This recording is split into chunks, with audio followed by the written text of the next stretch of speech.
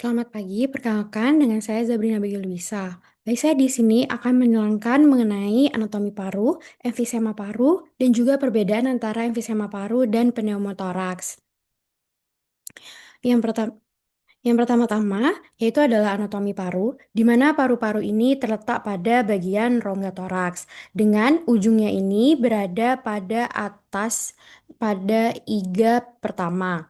Dan juga untuk dasarnya ini terletak pada diafragma yang berbentuk seperti kubah. Nah, paru-paru terbagi menjadi dua, yaitu ada paru sebelah kanan dan juga paru sebelah kiri. Untuk pada paru sebelah kanan ini terbagi menjadi tiga lobus, yaitu ada lobus superior, lalu medial, dan juga lobus inferior. Untuk yang sebelah kiri terbagi menjadi dua lobus, yaitu lobus posterior dan juga inferior. Paru-paru kanan ini dipisahkan oleh ruang yang disebut dengan mediastinum. Untuk paru-paru itu terbungkus oleh selaput tipis yang bernama pleura. Nah, pleura ini terbagi menjadi dua, yaitu ada pleura visceralis dan juga pleura parietal.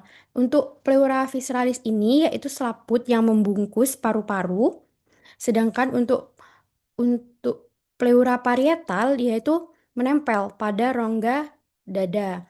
Nah, di antara kedua pleura ini terdapat rongga yang disebut dengan kafum dari pleura. Selanjutnya ada daerah yang bernama hilum, di mana hilum ini merupakan area cekung di tengah permukaan dari mediastinum dan juga paru-paru. Nah, terletak di anterior vertebra toraks kelima hingga ketujuh. Nah, hilum ini biasanya berisi bronkus utama, ada pembuluh darah, saraf renikus, dan juga pembuluh limfatik, kelenjar getah bening, dan pembuluh bronkial.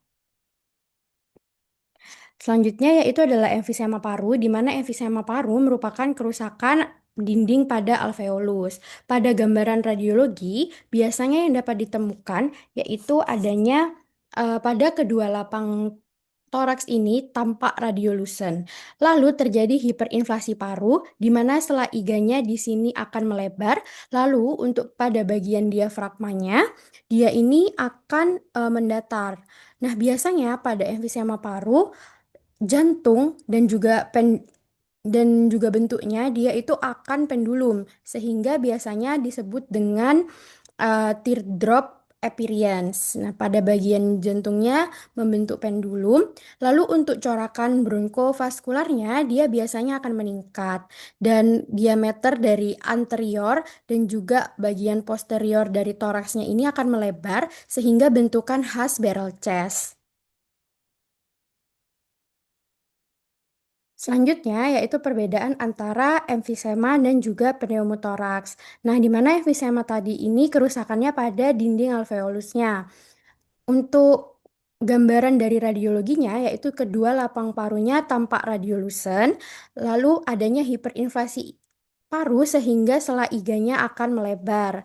Nah, untuk diafragmanya di sini pada emfisema paru biasanya akan mendatar dan juga jantungnya berbentuk pendulum atau membentuk teardrop appearance. Nah, untuk corakan bronkofaskularnya dia itu akan meningkat.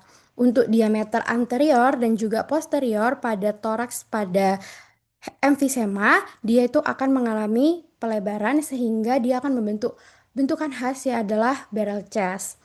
Selanjutnya, sedangkan untuk pada pneumotoraks, biasanya dia itu akan terjadi paru kolaps akibat penumpukan udara pada kafum pleura. Nah, di mana untuk gambarannya, biasanya dia ini yang akan terjadi radiolucent itu hanya pada satu sisi hemitoraks saja. Nah, di sini pada gambaran radiologi tampak pada sebelah kiri, di sini hemitoraksnya mengalami gambaran radiolucent. Lalu untuk sela iganya di sini tampak terjadi pelebaran sela iga pada sisi hemitoraks kiri. Lalu di mana mediastinumnya ini terdorong ke arah sebelah kanan. Untuk pada daerah yang mengalami radiolucent, di sini tidak tampak adanya vascular pattern, sehingga pada daerah yang mengalami radiolucent biasanya pada pneumotoraks itu khas sekali adanya avascular pattern. Selanjutnya, di sini juga tampak trakeanya terdorong ke sisi sebelah kanan, di mana biasanya pada pneumotoraks, trakea akan terdorong ke sisi yang tidak mengalami pneumotoraks atau ke sisi yang sehat. Sekian dari saya, terima kasih.